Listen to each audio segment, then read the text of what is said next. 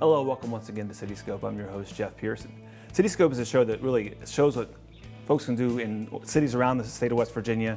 We focus on Charleston, but it really has impact all over the state and what people are doing and what people are sharing with each other. And one of the great organizations here in our state is the Clay Center. We're going to talk about the Clay Center today, and our guest, Liz Simmons, is going to talk all about the things that are going on there. And so welcome. Thank you. Clay Center came in, it was, most people remember Sunrise. Right. And then it came in 2003, I believe. Yep. It was a major deal, big deal for the city of Charleston and the state, because it was we've never had anything like it. We had the State Museum, which since then has been renovated, and it's amazing as well, and then the Coliseum, which is amazing as well. But it was the first one that had a big impact on the city like that. So thanks for coming to talk about it. But I always like to back up a little bit and talk about the city of Charleston, and always ask my guests, like, what was your first impression of Charleston when you came here? Well, I'm from Huntington originally. I've lived out of state for a number of years before this job, but my memories of Charleston are coming on field trips as a kid. I can remember in first grade coming to sing on the steps of the Capitol for Governor Caperton. Right. And as an adult here back in West Virginia, I've gotten to tell him that story, so that's been fun. He's a great supporter of the Clay Center. Yes, he is. Certainly. Yeah, but really excited to be at the Clay Center. Like you said, it was a big building project when it began. Took many years, lots of fundraising, but it is a great resource for the region. We have the Art Museum, which we'll talk about today, but we also have the Discovery Museum, Planetarium, and a theater and a black box theater. So all different kinds of activities for everybody. It's amazing, and I want to make sure that I say this because I don't want to forget. The Clay Center has evolved to fit our community's needs. It becomes more and more accessible all the time, and the programming has a lot to do with that, especially the art programming, bringing artists in that have not shown there before, and making people feel welcome and involved and part of that organization. Love hearing you say that. We always want everyone to feel welcome. We want to be as accessible as possible. We do have Broadway shows, but we encourage you to wear whatever you feel comfortable. You don't have to dress up to come to the Clay Center. We want everybody to come. So again, we'll go back and forth here. Sure. Before you were at the Clay Center, you said you're from Huntington? Or you're yes, from Huntington. Born and raised, went to Huntington High, and then moved out of state for college and grad school, and been in museums in the Mid-Atlantic and Midwest area until this opportunity opened at the Clay Center. What was some of the ones you've been at before? Sure. Right before I moved back here, I was at the Cincinnati Art Museum, which is great, not too far away from home. And then I've been at a couple university museums, Indiana University Art Museum when I was in grad school there, Miami University Galleries, that's in Ohio near Cincinnati, Princeton University Art Museum, a couple part-time gigs like at the National Gallery of Art in DC and the Philadelphia Museum of Art. So all different sizes, small, big, both curatorial and education departments, so wearing different hats. But what else? Winterthur Museum, which is in Delaware. It's sort of a historic house. So again, different scope of museum all around. work. I didn't know that. I'm learning things myself. Yeah. Oh, Cincinnati has one of my favorite paintings. It's a Grant Wood piece. Yeah. I forget the name of it. The three Daughters of the Revolution? older ladies. Yeah, Daughters of the Revolution. Yeah, that's a great piece. Great, and a good sort of social message there that you wouldn't expect maybe from Grant Wood, I think. Yeah. Well, Grant Wood, if you're listening or watching, Grant Wood obviously did American Gothic, which most people iconically remember as the father and they think it's a husband and wife, but it's actually a father and daughter. Right, with the pitchfork. Pitchfork, if they remember, yeah. We just in your time at the Clay Center, you've had some amazing exhibitions. Oh, and thanks. So before you came, do you remember, you had some great curators in front of you as well. Yeah. They have a long history of really incredible curators for that organization. But do you remember some of the shows before that really impacted you coming into this? Sure. So my predecessor, Jessica O'Hearn, I went through sort of what the most recent shows were before I got there, and 30 Americans was a traveling show that I was very impressed to see had come to the Clay Center. It's contemporary African American artists in all different media. huge scale, some of it, really big names. I thought that was really exciting. I know that the Da Vinci exhibit, which was an interactive, more family-friendly exhibit, was very popular, talking about the intersection of art and science, focusing on his inventions.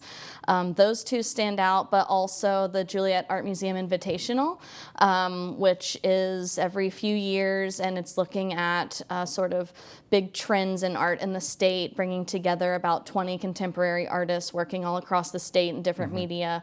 And then we have them come do gallery talks or workshops, all different kind of programs to help them meet our community. But I thought that was a great initiative that Jess started, and we hope to see it continue. Yeah, that was and every curator has their mark, and I think that was a really interesting show. And seeing work from our region and how it's evolving as well and changing is important. And always make a public art plug. I'm going to do it now. Of course. I'm going to get it out of the way. Do it. I think we're seeing that in public art as well, where we're seeing a lot of artists that are transitioning over to being muralists or sculptors, whereas before they were working small. And then, and so we're seeing a lot happening in the art world in terms of evolution of artists and what their impact and what they're able to do. Well, I think public art in general has, really ballooned, but I see it in my short time living in Charleston under your, leadership. The public art program has really blossomed. It's really happening across the country, and we were one of the few offices, or few cities that have an office, and it's starting to really grow across the country. And back in my time when I was here as a state director of the Arts Commission, I'm sorry I said whatever, it was the Arts Commission. We saw a lot of things happening, but public art really wasn't an organized or administrated discipline. And now you see it all over the place and across the country. And there's coordinators and directors all over the country. So it's a really cool thing to see. And I'm glad I was part of the beginning of it. And to your point about artists that were used to working in one way or on one scale, and then seeing this opportunity in murals, I'm thinking of Nicole Westfall, who you've worked with, who worked in her college years and then after at base camp and on her own sort of, as she calls it, decorative arts projects, and then obviously has exploded with mural work in the last few years. And so we are fortunate to have Nicole coming to do a residency later this fall for a month at the Clay Center. So you can come watch her making paintings on site, talk to her about her process, and then after the month-long residency, we'll have an exhibit of those new works up for a few months. Yeah, Nicole's one of those great stories because you have someone who hadn't really done a lot of muraling, we call it, but she was introduced to this process called Polytab, which we talk about a lot. And Good Space Murals, who were out of Minnesota, was coming to Charleston, and they were looking for an artist here in town to kind of work with as an apprentice. Right. And the rest is history. I was going to say, what a great opportunity. She just jumped right in, and then she's polytabbing all over the place now. Right. And that mural was, just to speak on that mural, and we'll get back to the Clay Center. Sure. But that mural really was an interesting thing because the Good Space folks came here and they studied West Virginia and Charleston and where we've been and where we're going. And so it's a real illustration of our community. And it's so beautiful. Just before we were on air, we were talking about a musician, Jake Crack, and his mentor, Melvin Wine, is central to that piece because he represents traditions. The fiddler. Yeah, he also represents our traditions, and then Ted Brightwell, who represents our progress, and then Callie Stevens, who represents our future. And so we used actual folks from the community and echoed that for the actual concept. Well, and I love that it's right across the street from the Clay Center, yeah, that's so why I get to see it all the time. And let's talk about, and I want to talk about the exhibits coming up, but you also have, on the front end of the center, you have some public art pieces that are phenomenal. You have the largest public art piece in perhaps West Virginia, but I know for sure Charleston. Oh, I didn't even think about it, but yeah, maybe it is the biggest in West Virginia. So it's on screen now. It's Albert Paley's Hallelujah. It's Corten steel and bronze and glass, and probably I'm leaving something out. But I wasn't around when it was installed, and maybe you could speak to that. I know it was a big ordeal. It was prior to the Public Art Office, but it also, I'll leave it on the screen just to kind of see what you were talking about, all the materials. And one of the big controversies is that folks thought it looked like just a bunch of hunks of metal. And it was one of the most controversial pieces we had in Charleston. at the time at least. And Right. we have some others now, but but the Paley's intent was patina and Right. Age over time. age was part of the process of the piece, and some folks didn't like that as much. And what I love is that it creates the dialogue, Right. right? Like, you know, folks in Paris sometimes don't love I.M. Pei's glass pyramid outside the Louvre, Right. but it has become iconic as the years progress. So I feel I like think that's absolutely right. the Paley, you know, people have softened to it. Absolutely. Well, yeah, that's what I was going to say was that it's an abstract piece, and people, because it's become iconic now, Right. People love it, and it's a part of our literally part of our landscape. Yep. And it's funny because whenever we have sculptors in Charleston, they'll come in for a visit before they do a commission for us, and we'll drive by and just, I can't believe you have a Paley. Right. You know? Oh, And yeah, it's I think there's major. a major respect there too. And Charleston has had a lot of artists from all over the world come in and do sculpture. And another one you have, these festival. Della Arte Yes, out in the front too. that's a great one. Yeah, it's this little parade of bronze figures that represent the different arts and sciences. So there's theater, music, painting, a visual artist with a palette, and it's sort of fun. You know, we are also a discovery museum, so I like that it's sort of approachable. Kids often come up and pretend to be in the parade. Yeah, that one's really fun too. And you were mentioning Gaston Caperton and his support for the center. He has several pieces that he's donated. Yes. And am I correct in saying Windhorn Right. is on the far left side as you're facing the center? Yep. And it's a beautiful piece. Yeah, so we have two pieces donated by Governor Caperton, both by a West Virginia sculptor named Joe Moss, who's recently passed away. The first one is, as you say, on the left when you're looking at the Clay Center. It's a big white square with two discs in it, and it sort of slowly turns in the wind. And Joe Moss was known for auditory sculptures, so things that you could stand in front of and hear refractions and sound, echoes, reverberations. So that one, I think, you know, if you get close, you can spend some time with it. And the other one is in the back of the building. So we have this newly renovated sculpture garden, and that was a more recent gift. It's called Stone Eclipse, and it is also sort of an auditory experience. It again has these two discs, but it also has a cutout in it, so that's where the eclipse part comes through. You mentioned the sculpture garden. We have a lot back there now. Yeah, and it's so tell exciting. me, let's back up and talk about it and, Sure. and how it began. So my understanding is that the sculpture garden area was a little bit unused, maybe as recent as 5 years ago. The sun really beat down on that area. There was no cover, and there wasn't a lot of green space or really usable space for events and that sort of thing. So they renovated it right before COVID, which was great timing to have outdoor events again. And so there's a big pavilion now so that you're covered from the sun or the elements. So we can have concerts out there like you see in the photo. We can have summer camp activities. We can have, you know, luncheons, any kind of event.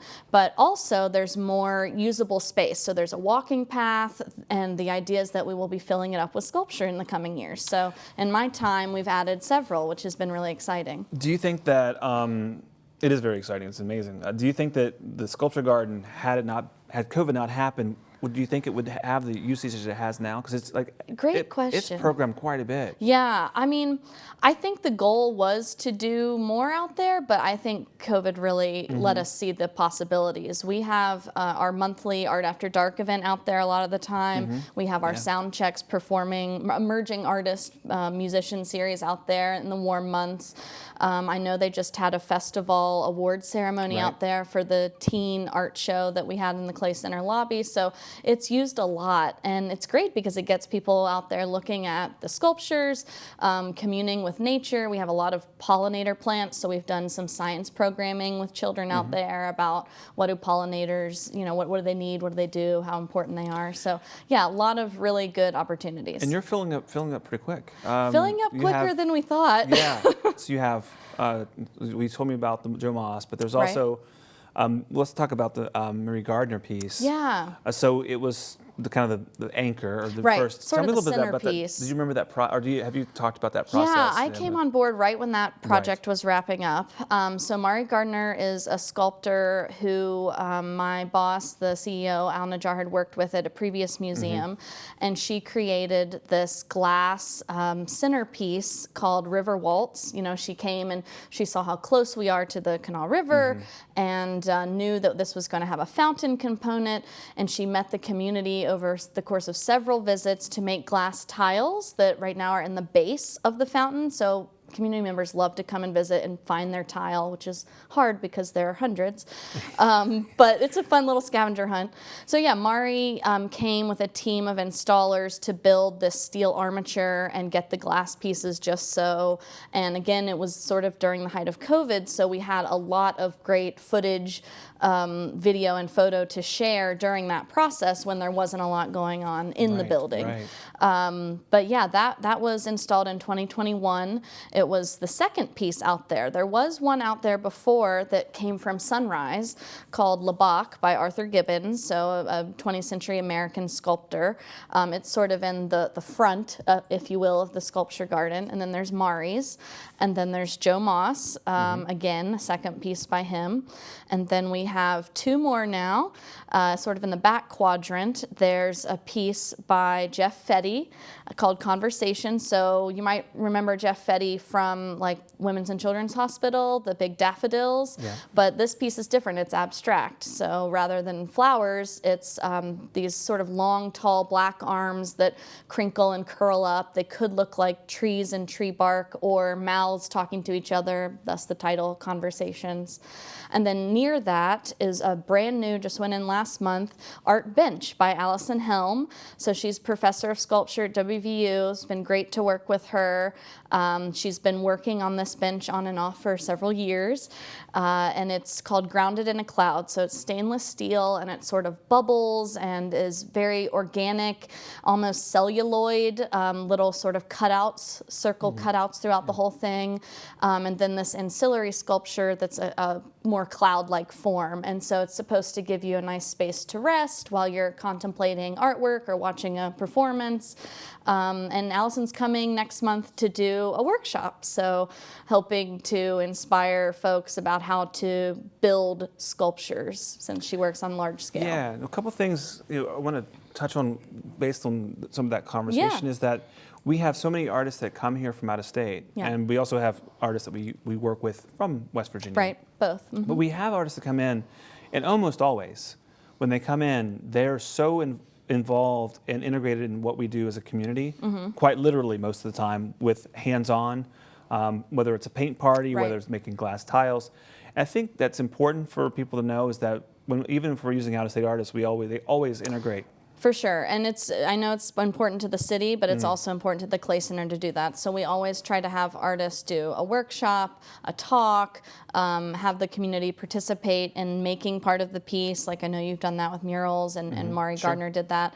We had the only one I didn't mention so far is Steve Bickley's giant wall sculpture, and he both did community workshops and came and gave talks and talked to our summer campers too, which that was a really fun day to watch them think about how did he get all that on the wall.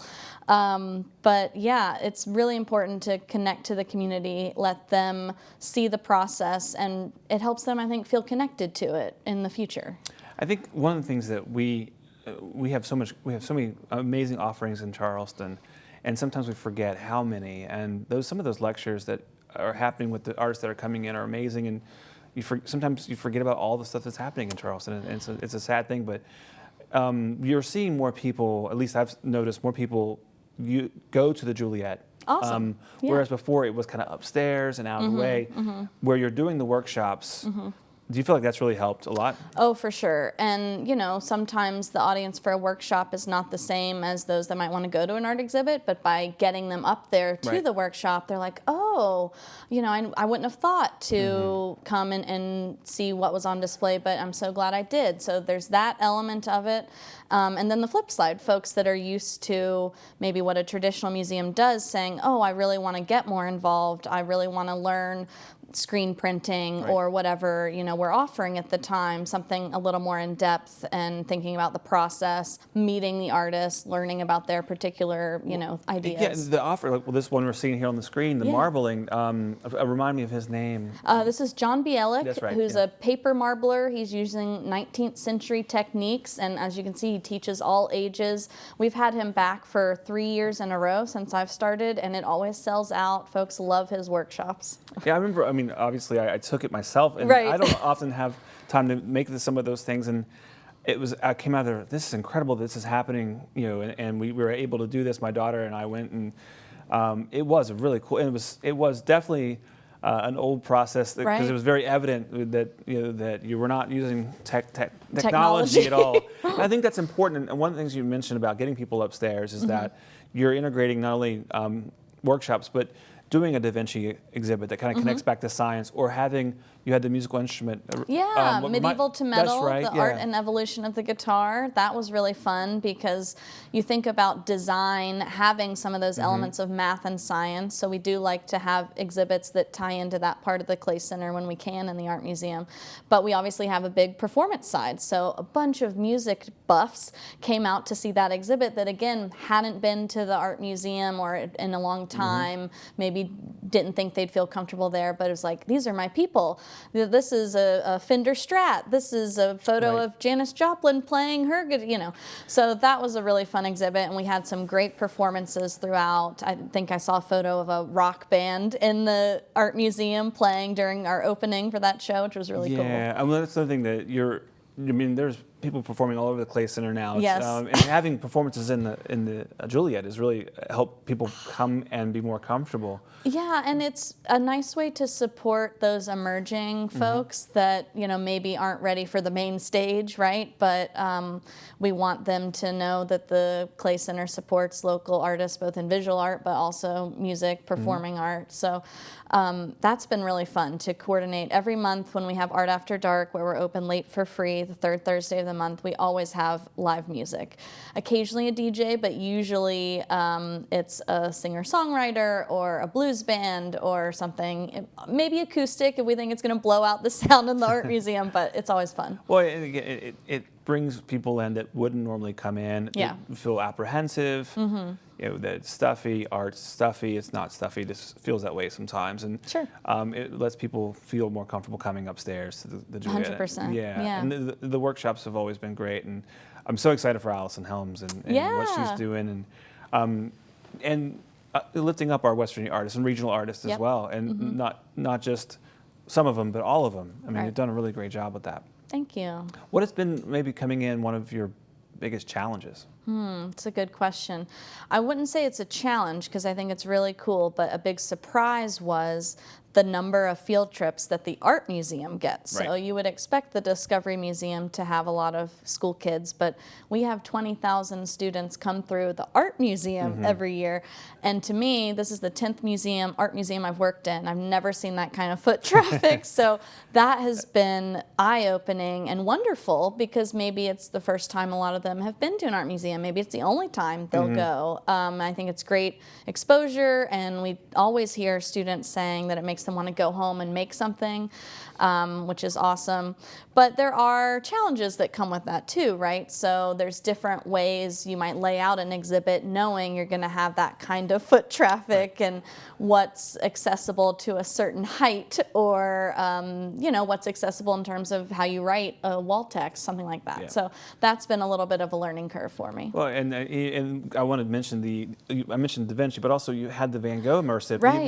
This kind of a trend of immersive shows around the country, the films and then the immersive shows. That really brought in a lot of folks as well. And again, trying to reach an audience that maybe wouldn't have felt like the Art Museum was for them. So families with small children sometimes say, oh, I don't want to go upstairs, we might break something. And we want them to know you're welcome. Like there is an area at the side where you can touch things and Right. then you can walk around the corner and be in an art exhibit. And so every few years we are trying to do something interactive, a little more family friendly, but but also teaching principles of art. So Van Gogh was a great example. That was right when I started.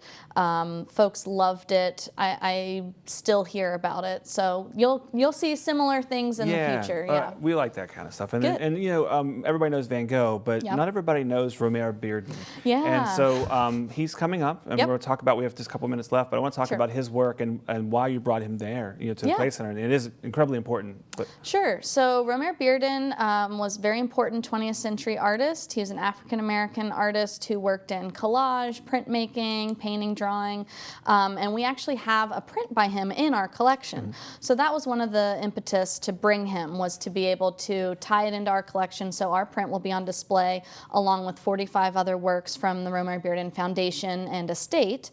But it's also a nice tie-in with, we're trying to broaden our audience horizons with our exhibition schedule. We do have exhibits that support local artists, but we also want to show them, you know, highlights of art history and what's going on outside West Virginia, right? So this was a big name both in the Harlem Renaissance, Civil Rights era.